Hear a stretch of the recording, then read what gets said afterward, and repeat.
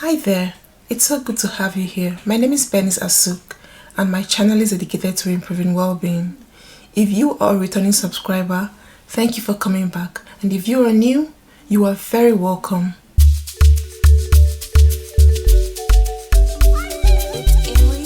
I find it very intriguing that as the years goes by, new discoveries are made to keep up with our fast-paced lifestyle and changing world. Hence the need to stay updated, informed and deliberate about ensuring our safety. Few years ago, we mostly spoke about processed and unprocessed food when talking about food safety, but today, ultra-processed food have been added to the list. We used to comfort ourselves in the fact that our homemade food were unprocessed food. But is this still the case?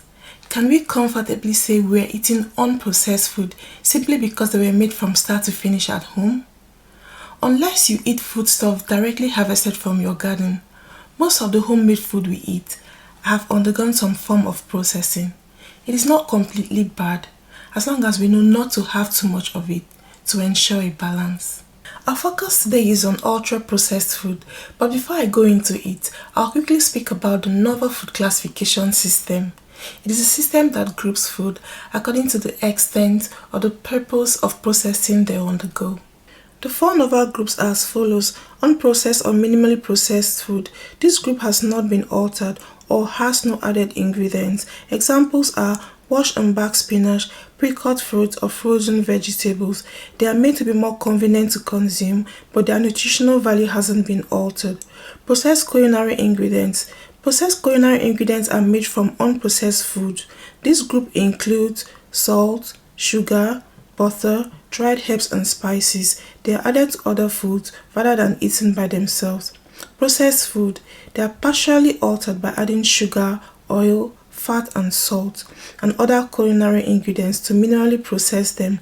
Processed food like cheese, homemade or artisanal bread and tofu have been altered, but not in ways that's bad for our health. Ultra-processed foods. These are entirely altered and have high levels of unhealthy fats, refined sugars and salt.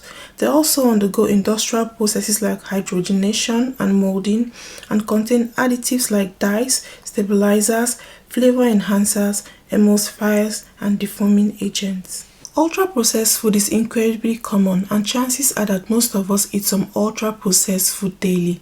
Examples of common ultra-processed foods are soda and carbonated drinks, sweet and savory packed snacks, breakfast cereal, instant noodles, microwave-ready meals, energy bars or granola bars, candy, fast food, sausages, hot dogs, and cold-cut store-bought bread.